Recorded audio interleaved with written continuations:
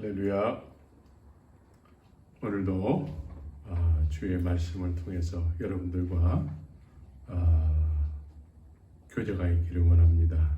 오늘은 구약성경 이사야서 6장을 통해서 이사야 선지자의 사명이라는 제목으로 말씀을 드리기를 원합니다. 이사야서 6장 전체 1절에서부터 13절까지인데 다 읽게 되면 시간이 많이 소요되기 때문에 여러분들이 또 다 잘 알고 있는 내용이고 해서 이 말씀을 중심으로 해서 말씀을 드리기를 원합니다. 이사야 선지자의 사명이라는 제목인데, 하나님께서 이사야 선지자에게 특별한 은혜를 베풀어 주셨습니다. 놀라운 하나님의 영광을 경험할 수 있게 됐습니다. 그 은혜는 가히 말로 표현할 수 없는 그런 놀라운 은혜였기 때문에 이사야 선지자는 스스로 말하기를, 스스로 하나님의 그 놀라운 영광 앞에서 스스로 느끼기를, 내가 말하되 화로다, 나여 망하게 되었도다. 나는 입술이 부정한 사람이요 입술이 부정한 백성 중에 거하면서 만군의 여호와이신 왕을 배웠음이로다. 우리가 하나님을 뵈면은 그냥 마냥 좋고 마냥 기쁘게 느낄 것처럼 생각이 되지만, 이렇게 하나님의 영광을 경험하기 전에도 이사야 선지자는 하나님의 은혜를 깊이 경험했던 사람이었습니다. 그런데도 불구하고 하나님의 그 놀라운 임재 아래 있게 되니까 자신이 망하게 됐다라고 표현을 하고 있습니다. 나같이 이 부족한 자가 하나님의 그 놀라운 그 만군의 여호와이신 왕을 배웠기 때문에 내가 스스로 부족한 사람으로서 망하게 되었도다라고 이야기를 하게 됩니다. 우리는 다 이런 경험을 하기를 원하는데, 사실 우리도 하나님의 이 놀라운 영광 가운데 거하게 되면은 고개를 들 수 없고 우리 존재 자체가 없어지는 것입니다. 그래서 사도 바울도 그 놀라운 하나님의 영광의 본체이신 예수 그리스도를 뵌 이후에는 식음을 전폐할 정도로, 눈이 멀 정도로, 그렇게 죽은 자와 방불하게 될 정도로, 그렇게 그 놀라운 말로 표현할 수 없는 주님의 임재 속에서 주님을 경험했던 사람들은 다 이와 같이 망하게 됐다, 나는 부족한 사람이다 라고 고백을 했다라는 것입니다. 누가 가르쳐 주지 않아도 이렇게 주님의 임재 앞에서는 고개를 들 수 없는 주인 중에 괴수의 모습으로서 정말 너무나 죄송스럽게 스스로를 여기게 되는 것입니다. 그래서 하나님 앞에서는 천사들조차도 얼굴을 둘 수가 없다고 얘기를 하고 있습니다. 오늘 이사야서 6장에 스랍이라고 되어 있는 이 천사가 날개가 6개가 있었다고 그래요. 날개가 6개가 있는데 윗날개로는 얼굴을 가리고, 아랫날개로는 다리를 가리고, 중간 날개로는 막 날면서 말하기를 거룩하다, 거룩하다, 거룩하다 이렇게 계속 외쳤다라는 것입니다. 하나님의 거룩하심 앞에 천사들조차도 얼굴을 들이밀 수가 없는, 정말 그 거룩하신 주님 앞에 이 천사들조차도 그렇게 거룩함을 외쳤다라는 것입니다. 이 거룩함을 외치는 소리가 영적으로 이렇게 문지방이 흔들릴 정도로 그렇게 요동하면서 집안에 연기가 가득했다라고 말씀하고 있습니다. 이런 놀라운 은혜를 경험한 이사야가 이제 더 놀라운 은혜를 표현하게 되는데, 스스로 부족하다고 여기고 부족한 입술이라고 여겼는데 그 천사가 단에서 이글이글 타오르는 숯불로 입을 지졌다라는 것입니다. 입에 대니까 그 부종하다고 여겼던 그 입술에 악이 제하여졌고 또 죄가 사하여졌느니라 라고 기록을 하고 있습니다. 이것은 있을 수 없는 일이 일어났다라는 것입니다. 우리가 예수 믿고 구원받고 죄 사함 받고 이런 것이 사실은 구약 시대에는 불로 지짐을 받아야 될 정도로 그렇게 놀라운 은혜인 것입니다. 이런 경험을 이사야가 함으로 인해서 이제 이사야에게 하나님께서 사명을 허락하시는데 이제 죄가 사해졌기 때문에 하나님께서 이사야에게 맡기는 일이 무엇이냐면 가서 전하되 사람들이 들어도 깨닫지 못하는 어떤 말씀을 전하라는 것입니다. 우리는 말씀을 전하면 듣는 사람이 깨달음을 얻기를 소원하면서 말씀을 전하게 되는데 이사야가 하나님으로부터 받은 사명은 뭐냐면 말씀을 전하는데 듣는 사람 입장에서는 들어도 깨닫지 못하는 말씀이라는 거예요. 보아도 알지 못하는 말씀을 전하라는 얘기인 것입니다. 그러니까 우리가 정말 이해할 수가 없는 것입니다. 그 놀라운 하나님의 임재하심 속에서 이제 하나님께서 뭐라고 얘기하냐면 우리를 위해서 누가 갈꼬? 누가?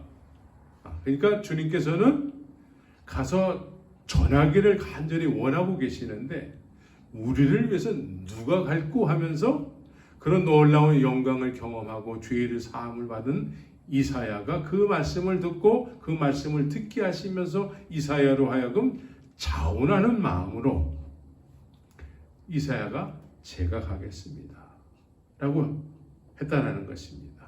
우리가 이 얘기를 너무나 잘 알고 있기 때문에 우리가 이제 기도할 때에 이런 찬송을 많이 하는 경우가 있습니다.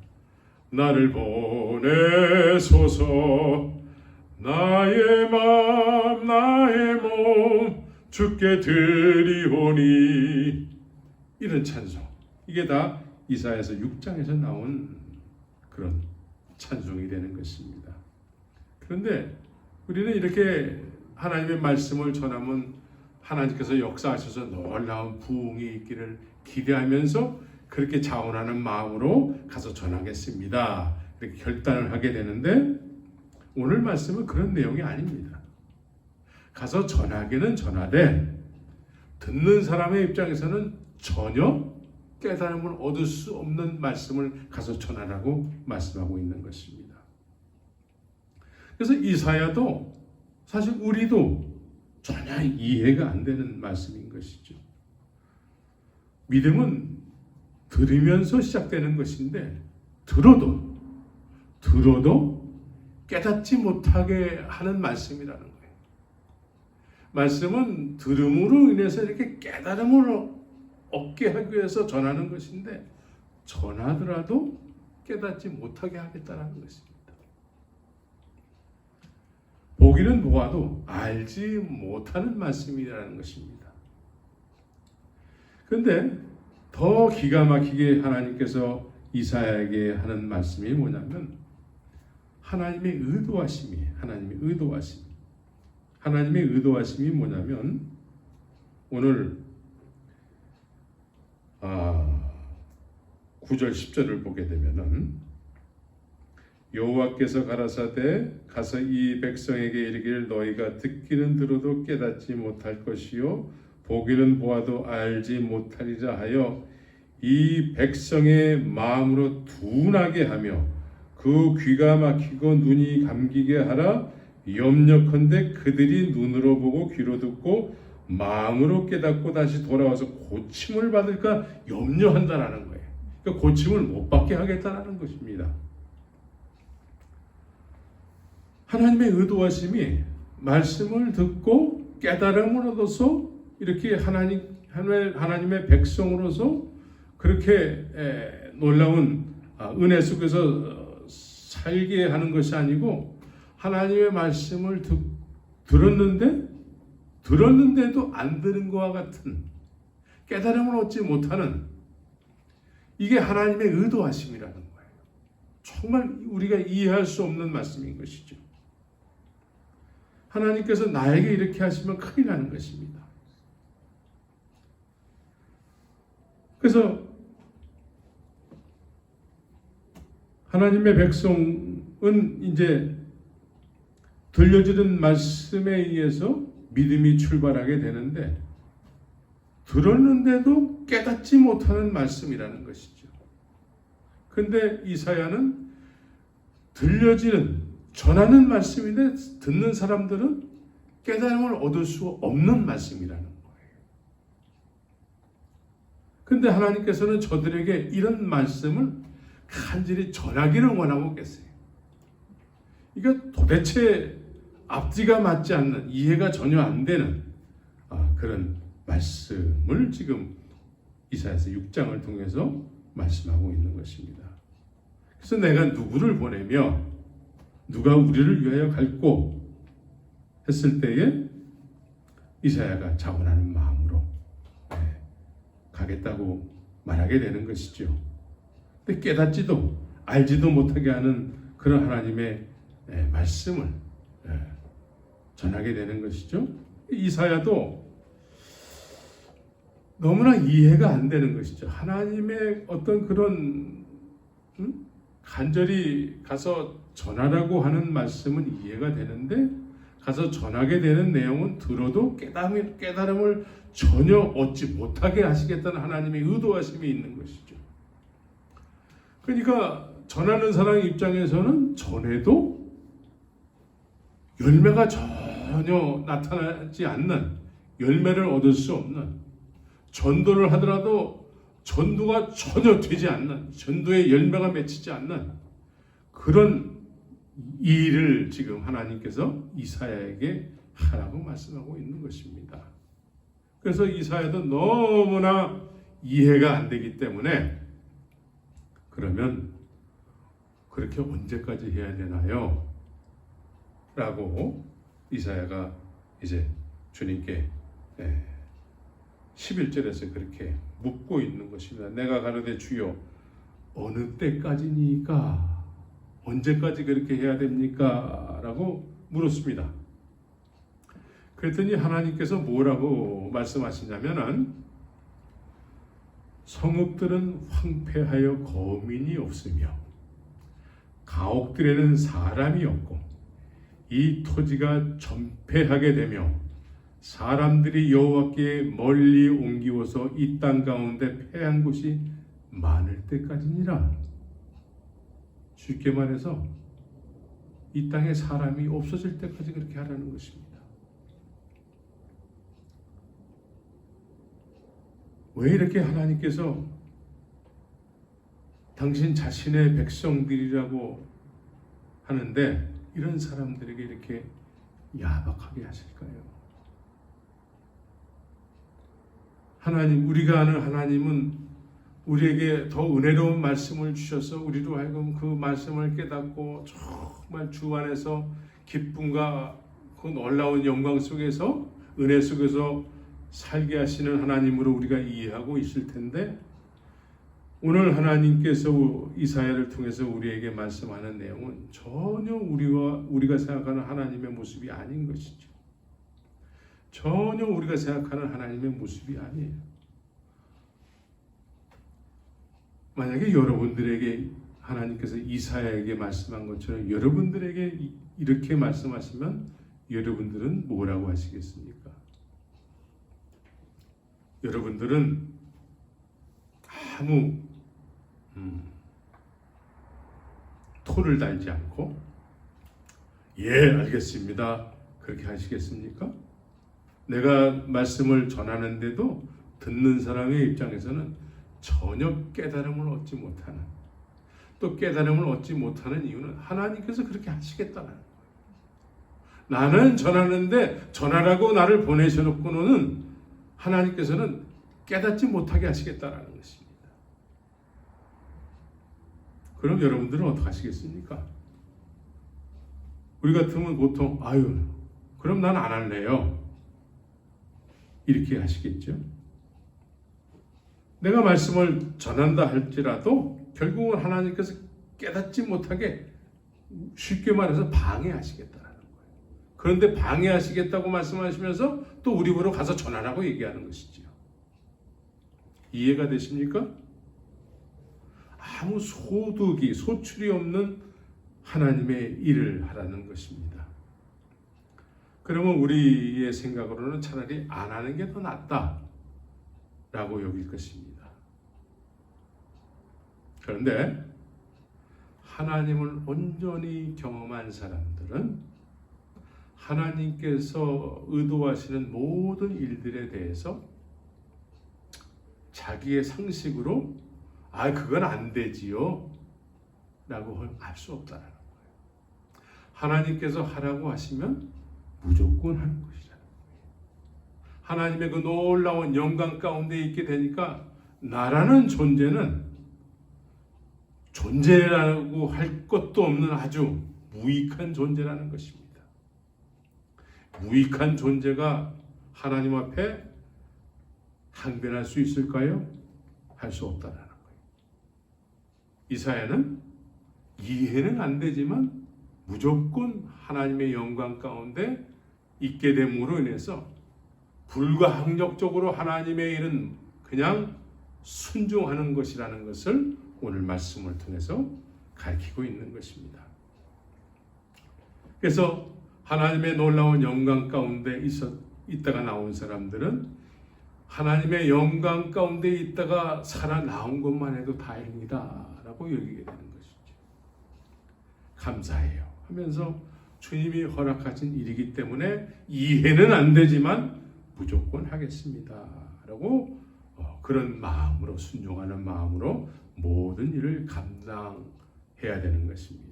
이것이 하나님의 은혜 가운데 있다가 나온 사람들의 삶의 모습이 되는 것입니다. 그런데 오늘날 하나님의 은혜를 받았다고 하는 사역자들이 많은데 이렇게 이 하나님 앞에서 자신의 부정한 모습이 드러나 본 적이 없는 그런 상태에서 하나님의 사역자가 되는 경우가 너무나 많은 거예요. 그래서 하나님의 일을 한다고 하는데 보통은 자기의 상식과 자기의 이론과 내가 이렇게 열심히 함으로 해서 이렇게 어떤 자기가 생각한 결실이 맺혀져야 된다. 이런 결과가 나와야 된다. 이런 것을 상식화해서 그렇게 하나님의 사역을 한다고 하는 사람들이 이 시대에 많게 되는 것입니다. 하나님 앞에서 한 번도 부족한 모습으로 드러나 본 적이 없기 때문에 하나님 앞에서 부족한 모습으로 드러나게 되면 몸둘 바를 모르게 되는 것입니다. 몸둘 바를 몰라요. 하나님의 영광 앞에 나는 너무나 작은 자요. 존재감이 없는 거예요. 그래서 하나님의 그 놀라운 원하심 앞에 우리는 무조건 순종할 수밖에 없는데 이런 것을 경험해 보지 못한 상태에서 많은 사람들이 사역자가 되는 경우가 이 시대에 많은 것입니다. 그래서 이런 사람들의 어떤 중요하게 여기는 사역의 논리는 자기의 이론과 상식과 또 여기저기서 배운 어떤 지식들, 자기만의 어떤 취향과 자기만의 어떤 방법을 내세워서 하나님의 일을 한다고 하게 되는 것입니다. 그래서 어쩌면 하나님 입장에서는 하나님의 백성은 하나님의 어떤 원하심에 의해서 하나님의 백성이 되어야 되는데 하나님 앞에 몸둘 바를 모를 정도로 부정한 모습으로 드러나 보지 못한 상태에서 그런 것을 한 번도 경험해 보지 못한 상태에서 어떤 사역자가 됨으로 인해서 이들이 생각하는 상식과 논리에 의해서 하나님의 일, 하나님의 백성이 되는 것, 하나님이 원하시는 어떤 백성과는 거리가 먼 하나님의 백성이 될 수가 있는 것입니다. 우리는 이해는 안 되지만 하나님의 뜻이라면은 내 상식과 내 어떤 상식에서 나오는 계산 그리고 이런 결과가 나와야 된다는 것들을 내세워서 사역을 하면 안 되는 것입니다. 하나님을 경험한 사람들이 이야기하는 하나님의 은혜는 말로 표현할 수 없는 그런 하나님의 은혜였던 것이죠. 이런 하나님 앞에 내 상식과 내 지식은 아무런 쓸모가 없는 것들이에요. 그래서 이런 하나님 앞에 서본 사람들이 하나님의 온전하신 뜻을 전할 수 있는 그런 사역자가 되어야 되는 것이지요. 그래서 하나님을 경험한 사람들은 모두가 다 이런 놀라운 하나님의 임재 속에서 그 하나님의 그 거룩하심 앞에서 하나님은 이 모든 우주 만물을 창조하신 하나님이신데 그 하나님을 경험한 이후에는 자신의 그 초라한 모습을 더 이상 내세울 수가 없는 것입니다. 자신의 그 야트막한 지식이라고 내세울 수 있는 그런 것들을 더 이상 내세울 수가 없는 것입니다. 오직 하나님의 은혜만을 자랑하게 되고 하나님께서 자신에게 맡겨주신 일들에 대해서 그냥 이유를 대지 않고 묵묵히 그 일들을 감당해 나가는 것입니다.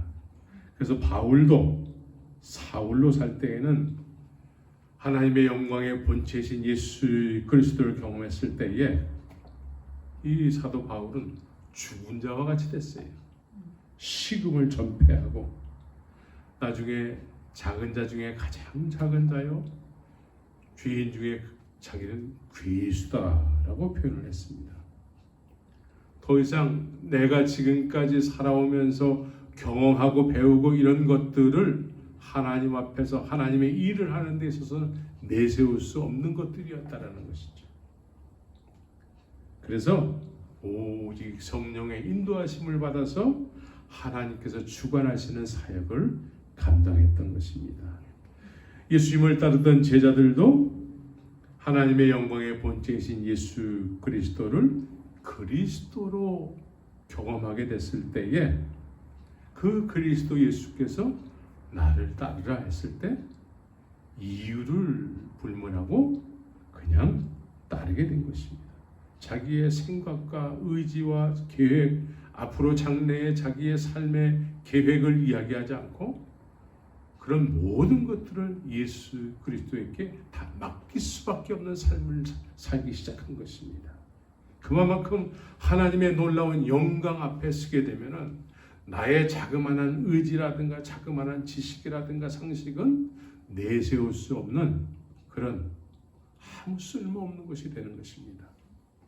그래서 베드로는 하나님의 영광의 본체이신 예수 그리스도께서 고기를 한 마리도 못 잡고 있었던 베드로에게 다가오셔서 그물이 찢어질 정도로 고기를 많이 잡게 해주셨을 때에 아주 이상한 반응을 한 것이죠. 나는 죄인입니다 라고 고백했다는 거예요.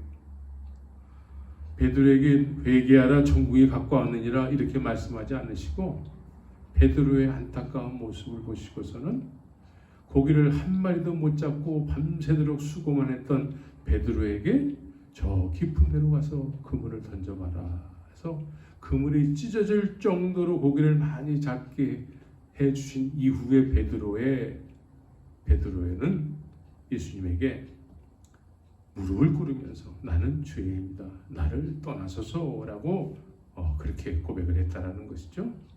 누가 너 죄인이야 회개해야 돼 이렇게 예수님께서 말씀하지 않으시고 주위에 그 어떤 사람도 그렇게 얘기하지 않았던 것이죠. 그런데 베드로는 이런 하나님의 그 놀라운 은혜를 경험하는 순간에 몸둘 바를 알지 못하는 그런 그 심령에 대해서 나를 떠나서서 나는 죄인이다 라고 고백을 했다는 것입니다. 그래서 예수님께서 이제부터 나를 따르라 했을 때 두 말 없이 주저하지 않고 예수님을 따라서 살기 시작했던 것입니다. 믿음의 조상 아브라함도 역시 하나님을 경험한 이후에 이유를 불문하고 갈 바를 알지 못한 채 본토 주저 아비집을 떠나 살기 시작했다라고 히브리서에서 말씀하고 있는 것입니다. 이처럼 하나님의 영광을 경험한 사람들, 하나님께서 영광을 보여주신 사람들은 그 영광 앞에 자기의 어떤 야트막한 지식과 상식을 내세워서 뭔가 자기 주장을 내세우는 것이 아니고 오직 하나님의 주관하심 앞에 온전히 무릎 꿇는 삶을 살기 시작했다는 것입니다. 이것이 하나님의 일을 감당해 나가는 사람들의 사역의 시작이 되는 것입니다. 그래서 이사야에게 하나님께서 그런 놀라운 은혜를 경험하게 한 이후에는 사람의 상식으로는 도대체 이해가 안 되는 그런 일을 맡겠다는 것이죠.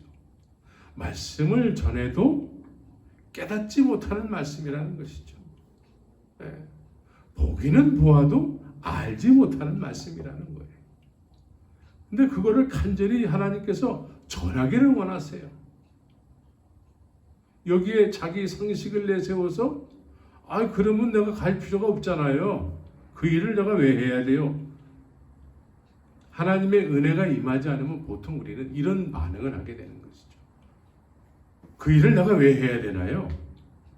월급은 그거밖에 안 되는데 내가 거기 가서 그런 고생을 해야 돼요? 우리는 이와 같은 이유를 들어서 안 해야 될 합당한 이유를 내세워서 안 하고 못 하고 그렇게 거부하게 되는 그런 자세를 취하게 되는 것이죠. 그런데 하나님의 은혜를 받은 사람들은 전혀 그런 이유를 내세우지 않고 불가항력적으로 주님의 은혜 앞에 겸손해져서 제가 가겠나이다. 나를 보내소서. 이해는 안 되지만 그 일을 감당하기 시작한 것입니다. 그럼 여기서 우리가 이제 하나님 입장에서 그러면 생각을 해야 되는 것입니다. 하나님 입장에서. 하나님께서는 왜 당신 자신의 백성이라고 하는 사람들에게 왜 이렇게 야박하게 하실까? 이해를 못하는 사람들이면은 이해를 시켜야지 우리의 상식에 맞을 텐데 이해를 돕는 것이 아니고 이해를 못하는 사람들에게 말씀을 전하는데 계속 이해를 안 시키겠다는 것입니다. 우린 도대체 알 수가 없는 이야기죠. 왜 이렇게 하나님의 백성이라고 스스로 자부하면서 살아가는 사람들에게 하나님은 이와 같이 아주 야박하게 하실까? 한번 생각해 봤습니다. 깊이 생각하는 가운데 이런 어떤 하나의 생각이 이렇게 들어왔는데 그게 뭐냐면 하나님을 알지 못하면서도 스스로는 하나님의 백성이라고 여기면서 살아가는 사람들이라는 것입니다. 예수님께서 세상에 오셨을 때 예루살렘에는 하나님의 백성으로 가득 차 있었습니다. 가득 차 있었어요. 스스로 하나님의 백성이라고 여기는 사람이 아주 그 열심히 가득 차 있었습니다. 그런데 예수님께서는 하나님의 백성이라고 스스로 여기는 사람들에게 별로 관심이 없었어요. 그래서 이런 정체성을 스스로 하나님의 백성이라고 여기면서 살아가는 이스라엘 백성들에게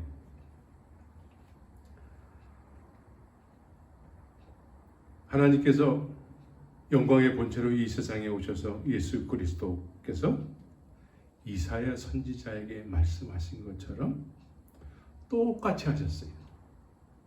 예루살렘 안에 유대인들에게 똑같이 하셨어요.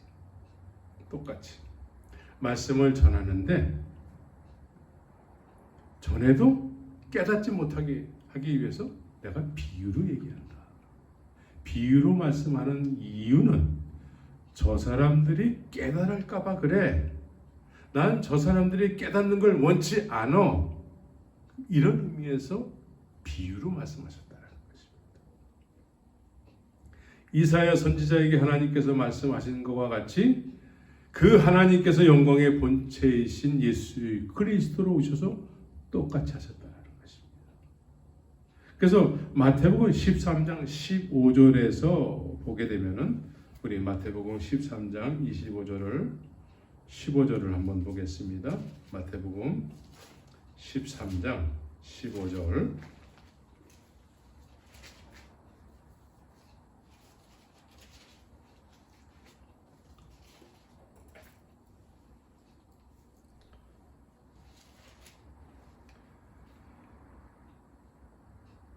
마태복음 13장 15절을 보게 되면은 이 백성들의 마음이 완악하여져서 그 귀는 듣기에 둔하고 눈은 감았으니 이는 눈으로 보고 귀로 듣고 마음으로 깨달아 돌이켜 내게 고침을 받을까 두려워함이라 라고 말씀하고 있습니다. 여기서 우리가 중요하게 여겨야 될 말씀이 이 백성들의 마음이 완악하여져서 라고 얘기하고 있습니다. 마음이 완악하여졌다라는 것입니다. 여기서 마음이 완악하여졌다라는 의미는 뭐냐면 이미 마음이 다른 것으로 이렇게 굳어졌다라는 거예요. 다른 것으로 굳어지고 그 굳어진 것에 의해서 자신들의 정체성이 굳어져 있다라는 거예요. 결정되어져 있다는 거예요.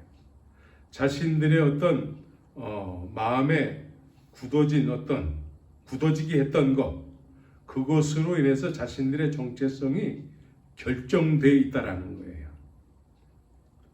그래서 다른 것에 의해서 이미 굳어진 상태.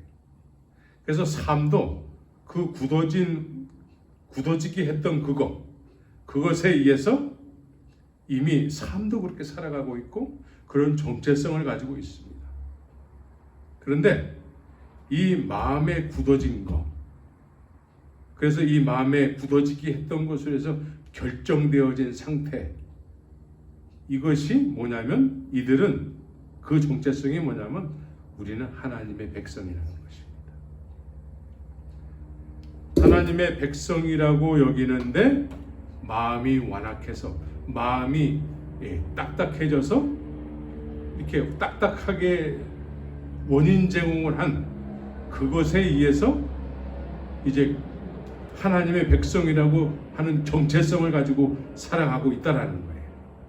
이런 자들에게 예수님께서 비유로 말씀하시는 거예요. 저들이 완악한데 나는 비유로 이야기하는 이유가 저들이 깨달을까봐 깨닫지 못하게 하기 위해서 비유로 말씀한다 라고 말씀하고 있는 것이죠. 그래서 이사야에게도 동일하게 얘기하는 것이 마음이 완악해진 이스라엘 백성들, 이 사람들이 그렇다고 해서 하나님 앞에 예배를 드리지 않는가? 예배를 드리고 헌금을 하지 않는가? 헌금하고 기도하지 않는가? 기도 다 해요. 우리보다 어쩌면 더 많이 할 수 있습니다. 그런데 마음이 완악하다는 거예요. 이 마음이 완악하다는 것은 자신들이 하나님의 정체성, 하나님의 백성이라는 정체성으로 살아가고 있는데 이 하나님의 백성이라는 정체성으로 살아가는 데 있어서 하나님이 원하시는 것에 의해서 하나님의 백성이라는 정체성을 가지고 살아가는 것이 아니고 다른 것에 의해서 다른 것에 의해서 마음이 굳어졌다는 거예요. 그런 정체성을 갖게 하는 그 굳어지게 한 원인 제공, 이것에 의해서 하나님의 백성이라고 스스로 여기면서 산다는 거예요. 옛날만 그럴까요? 구약시대만 그럴까요? 예수님 당시에만 그럴까요? 오늘날은 안 그럴까요? 그래서 왜 사람들이 이렇게 마음이 완악해질까? 그 첫 번째가 뭐냐면 우리는 하나님 앞에 서면은 부정한 자들이에요. 몸둘 바를 알지 못하는 정도로 그렇게 하나님 앞에서는 존재감이 없는 죄인 중의 괴수들인 것이죠. 이 하나님 앞에서는 이런 죄인 중의 괴수들인데도 불구하고 이 사람들이 하나님의 백성이라고 스스로 여기면서 살아가는 거예요. 무엇에 의해서? 사람들에게 배운 것 가지고. 이 당시에 대제사장, 제사장, 수많은 율법사 서기관들에 의해서, 장로들의 유전에 의해서 하나님의 어떤 율법을 지키면서 율법도 장로들의 유전, 사람의 구전에 의해서, 미신화에 의해서 이렇게 전해지는, 그래서 그런 걸 지킴으로 해서 우리는 하나님의 백성이라는 거예요. 그런데 하나님의 영광 가운데 부정한 모습으로 한 번도 드러나 본 적이 없는 그런 상태에서 이제 자신들이 생각하는 선이라는 것이 있는데, 자신들이 열심히 있는 어떤 행위를 통해서 우리는 하나님의 백성이라는 거예요. 자신들이 선이라고 여기는 어떤 종교적인 열심을 통해서 우리는 믿음의 사람들이라는 거예요. 이것이 옛날이나 지금 현재는 더 심하게 나타나고 있습니다. 더 심하게 나타나고 있습니다. 그래서 예수님을 믿어도 사람을 통해서, 물론 믿음이 시작은 되지만 사람을 통해서 예수를 전해 듣게 되면은, 거기에 머무르게 되면은 그것은 지식이 되는 거예요. 사람을 통해서만 예수를 믿게 되면 한 번도 예수님을 경험해 본 적이 없는 상태에서 예수님의 대사만 계속 듣는 거예요. 예수님의 대사만 계속 들으면 그것이 무엇이 됩니까? 지식이 되는 거예요. 지식은 종교인 것입니다. 종교는 어떤 사람에게 속하게 되는 거예요. 사람에게 속하는 순간에 육적인 믿음이 되는 거예요. 그 사람 없이는 신앙생활이 불가한 거예요. 그래서 예수님 자랑을 하지 못하고 그 목사 자랑을 그렇게 우리가 침튀듯이 하는 것입니다. 자랑하는 목사가 있으면 욕하는 목사도 있겠지요. 그렇게 사람에게 속해서 기뻐도 했다가 또 실망도 했다가 이러면서 계속 사람에게 속해서 이 교회 저 교회에 옮겨 다니면서 그렇게 신앙생활을 하게 되면은, 그래도 나름대로는 하나님의 백성이라는 정체성을 가지고 계속 교회 생활하면서 살아간단 말이죠. 그런데 하나님께서는 한 번도 자신이 하나님 앞에서 부정한 자라고 여겨지지 않은 상태에서 하나님의 백성이라고 여긴다면은, 그런 사람들에게는 처음에는 은혜를 계속 베푸시지만 계속 그게 굳어지게 되면은 더 이상 하나님께서는, 예수님께서 비유로 말씀하신 것처럼 깨달음이 없게 하기 위해서 계속 비유로 말씀하시게 되는 것입니다. 그래서 실제로 오늘날 수십 년을 교회를 다니고 수십 년을 예수를 믿었다고 하는데도 하나님의 말씀도 제대로 알지 못하고, 하나님의 말씀을 찾으려고 하면 구약 성경을 신약에서 찾으려고 하고, 신약 성경을 구약에서 찾으려고 하고, 성경을 한 번도 읽어본 적이 없는 상태에서 수십 년을 교회만 다녔기 때문에 예수 믿는 거에 대해서 복음을 어떻게 얘기해야 될지도 잘 모르고, 실제로 이런 사람들이 한둘이 아닌 것입니다. 그런데 이미 수십 년을 교회 생활에 익숙해져서 직분을 다 받아서 다 직분자예요. 예수 자랑은 못하고 목사 자랑하고 목사 욕하고, 자기하고 마음에 맞지 않는 사람들 욕하고 당을 지어서. 어느 목사님이 47살에 교회를 처음 갔는데 성경을 읽고 보니까 그 교회 안에 그렇게 가짜가 그렇게 많더라는 것입니다.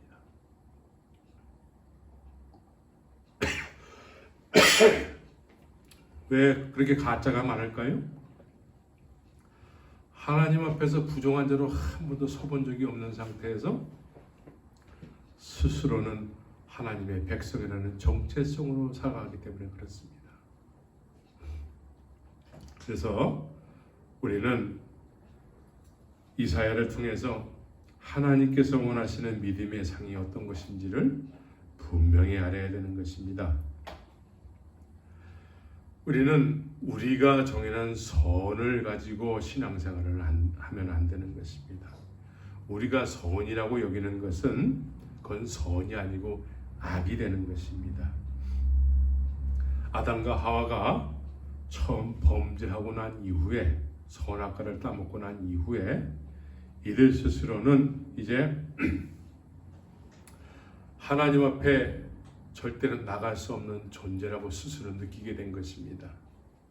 그래서 스스로를 벌거벗은 것을 악이라고 스스로 생각했다라는 거예요. 그 전에도 벌거벗고 살았는데도 불구하고 선악과를 따먹고 난 이후에는 벌거벗고 사는 것이 하나님 앞에 불경스러운 것이라고 스스로 생각했다는 거예요.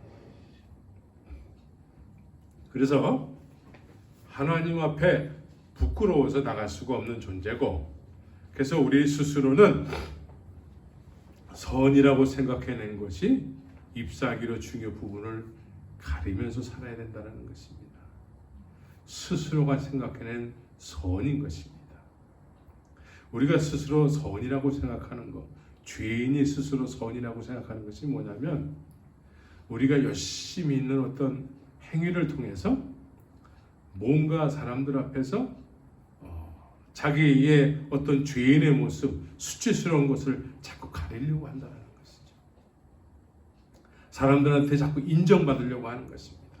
이것을 선이라고 생각하는 거예요.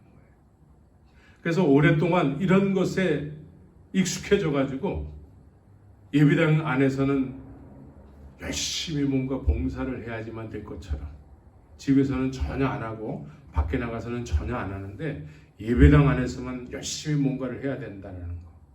그래서 이렇게 자기 자신이 선이라고 여기는 어떤 행위를 통해서 우리가 하나님의 백성이다라고 여기는 것입니다. 어떤 행위를 통해서 우리가 믿음의 사람이라고 스스로 여기는 거예요. 그래서 자기의 어떤 부정한 모습을 그런 행위를 통해서 가리는 것입니다. 그러면서 이런 것을 하나님의 백성의 정체성으로 삼는 거예요. 이것이 굳어지게 되면은 마음이 완악해지는 것입니다. 이것으로 인해서 마음이 완악해지는 거예요. 그럼 이미 우리는 선한 행위를 통해서 하나님의 백성의 믿음의 사람이라고 이미 우리는 그런 생활을 오래 했기 때문에 이제 이것이 굳어진 거예요. 그래서 더 이상 이제 바라는 것이 없어요. 목표하는 것도 없고, 교회에 나오고 정말 이제 주님 앞에 예배를 드리는데도 불구하고 목표하는 것이 없는 것입니다. 바라는 것이 없어요. 우리 이제 다 됐다라는 것입니다. 우리 이미 이제 하나님의 백성이요, 믿음의 사람이요, 이렇게 선한 행위를 통해서 우리는 구원받았다라고 스스로 여긴다라는 것입니다. 이런 사람들에게, 이런 정체성을 가지고 살아가는 사람들에게 하나님은 이사야를 통해서 내 백성으로 거듭나게 되는 것은 이 말씀으로 되는 것인데, 나는 저 사람들을 고치길 원치 않는다라고 말씀하고 있습니다. 이미 굳어졌기 때문에 이제 더 이상 들으려고 하지 않는다. 그래서 이사야는 계속해서 말씀을 전하는데, 듣는 사람 입장에서는 이미 우린 다 됐기 때문에 당신이 이야기하는 거 우리에게는 필요가 없습니다 라고 여기게 되는 것입니다. 그래서 실제로 오늘날 목회를 하게 되면은 이미 그런 거 다 알아요 하면서 들으려고 하지 않는 사람들이 굉장히 많은 것입니다. 수십 년 우리 신앙생활 했어요, 다 알아요 하면서 안 들으려고 해요. 우리 다 알기 때문에 우리 다 하나님의 백성이 됐어요 하면서 들으려고 하지 않는다는 것이죠.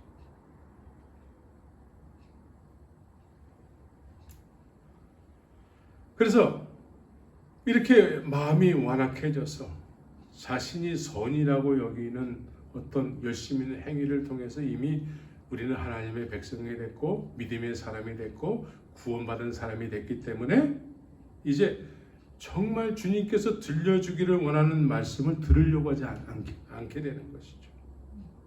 그래서 예수님께서 비유로 말씀하시면서 저 마음이 완악해진 사람들은 이미 길가 위에 땅과 같이 된 사람들이야. 돌짝밭 같이 된 사람들이야. 또 숲을 덤불이 우거진 그런 땅과 같이 된 사람들이야. 그래서 수십 년을 예수를 믿는다고 교회를 열심히 다녔지만 염려는 그대로 조금도 변함없이 염려할 때 되면 염려를 하고 늘 그렇게 육신에 속해서 그렇게 하나님의 백성이 안 됐는데도 불구하고 하나님의 백성이 됐다고 치고 그리고 그렇게 하나님의 백성의 정체성으로 살아가게 되는 것입니다. 그래서 이런 사람들은 현재 주님께서 이사야에게 말씀하신 것처럼 예수님께서도 이렇게 비유로 말씀하셨다라는 것이죠. 그래서 오늘날 오랜 신앙생활을 했는데도 불구하고 하나님의 말씀에 대해서 무엇을 남에게 얘기해야 될지, 예수님을 믿는다고 하는데도 불구하고 예수님에 대해서 무엇을 얘기해야 될지, 예수님이 나를 위해서 무슨 일을 하셨는지, 믿기는 믿는데 뭘 하셨는지는 다른 사람을 통해서 들어서 그냥 들은 이야기를 그냥 예수님이 그랬대요 정도로 그렇게 얘기하는 사람들. 어쩌면 이사야 시대에 하나님께서 하나님의 백성이 아닌데도 불구하고 하나님의 백성이라는 정체성을 가지고 살아갔던 사람들, 이 시대도 그런 사람들이 아니었나 생각이 됩니다.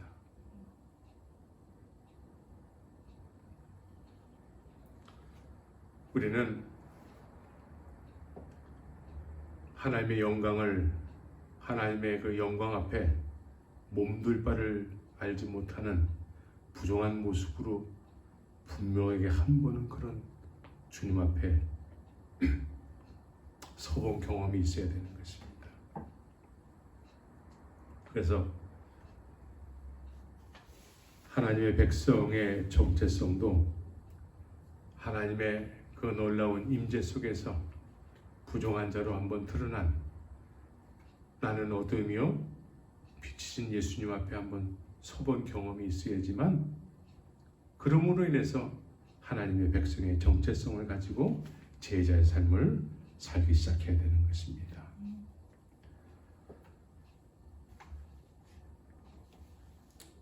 갈렙과 여호수아라는 구약 시대에 걸출한 믿음의 사람들이 있었습니다.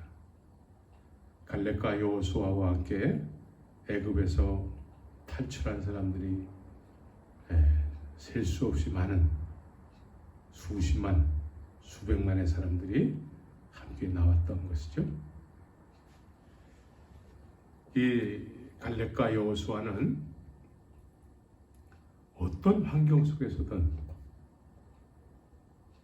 광야에서든 물이 없는 곳에서든 먹을 것이 없는 곳에서든 늘 하나님은 우리를 항상 푸른 초장 맑은 물가로 약속을 지키시는 하나님으로 늘 알고 그렇게 늘 순종하는 삶을 살았던 것이죠.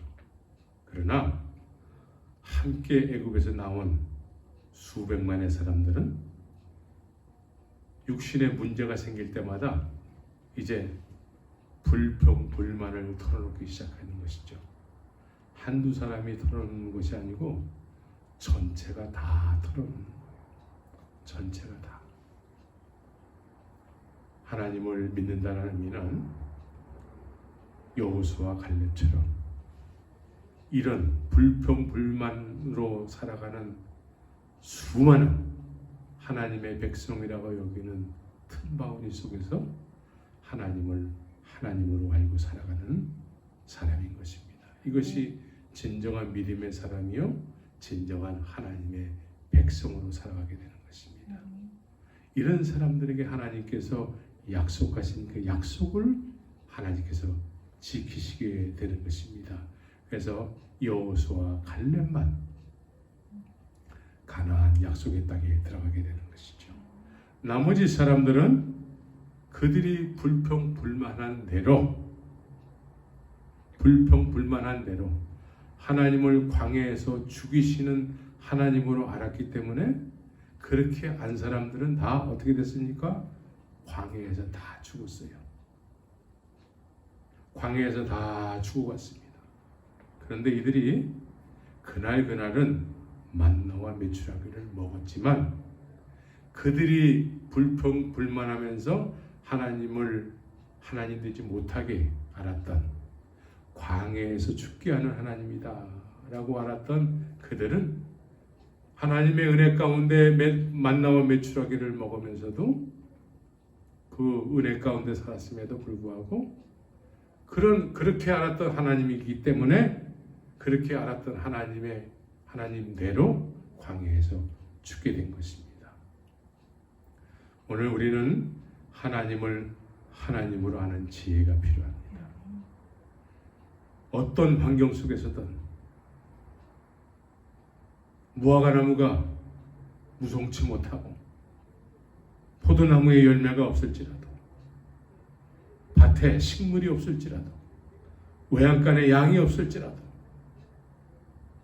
우리는 여호와 하나님으로 인해서 기뻐하는 삶을 살아야 되는 것입니다.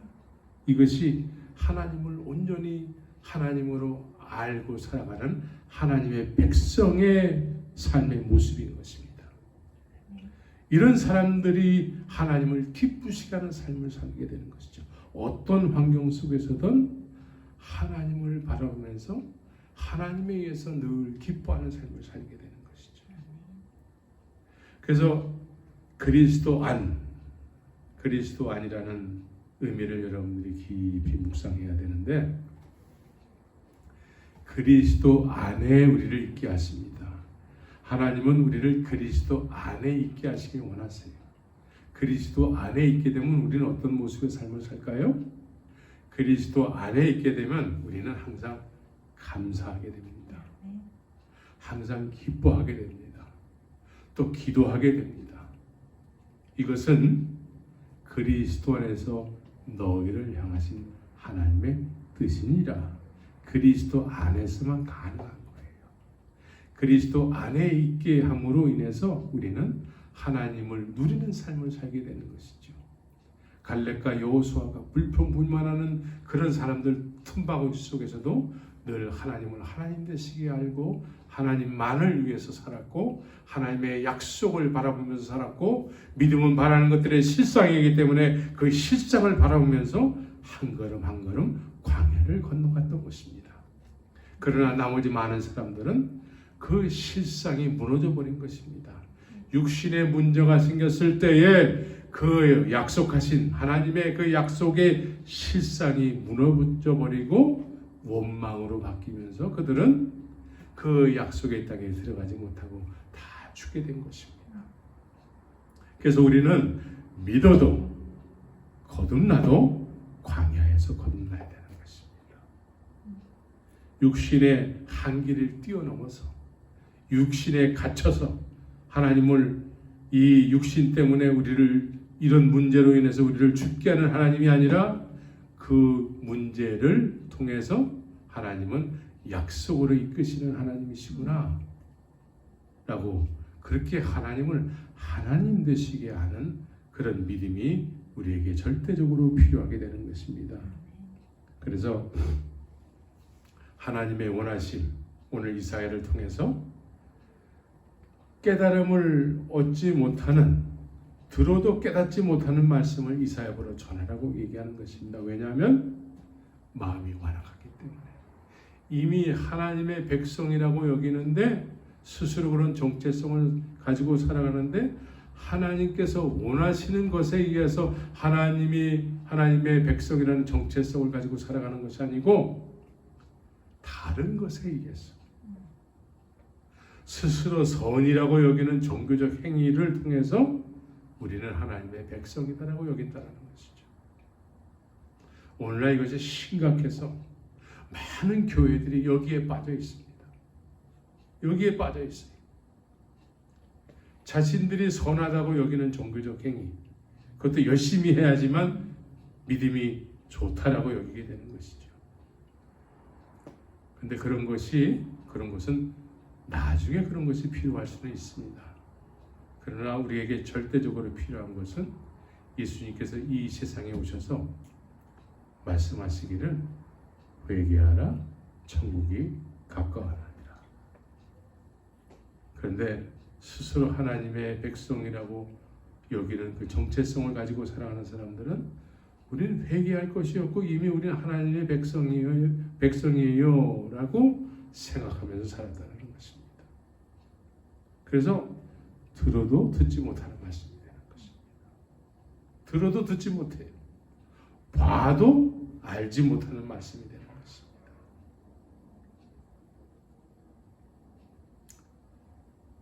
여러분들은 어떻습니까? 지금 이 성경은 믿지 않는 사람들을 위해서 기록한 성경이 아닙니다.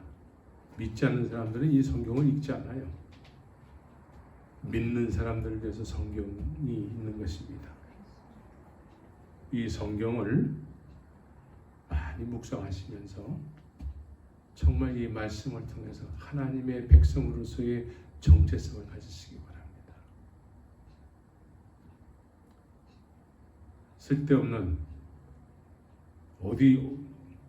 어디 출처도 없는 하나님의 백성의 정체성을 가지고 그렇게 믿음 하면서 하나님, 예수님, 성령님 찾으면서 스스로 하나님의 백성이라고 착각하면서 살아서는 안 되는 것입니다.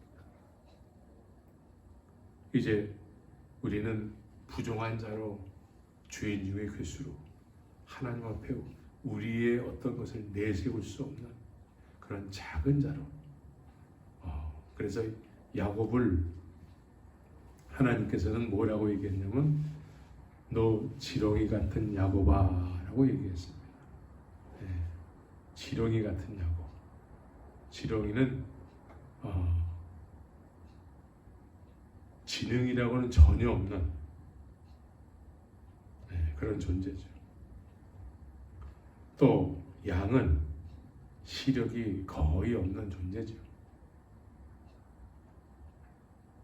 우리가 내세울 수 있는 것은 없는 것입니다. 우리는 주님 앞에서 주님의 은혜 가운데 그 놀라운 영광 가운데서 힘쓰면서 주님께서 우리에게 허락하시는 그 사명을 감당하기를 힘써야 되는 것입니다.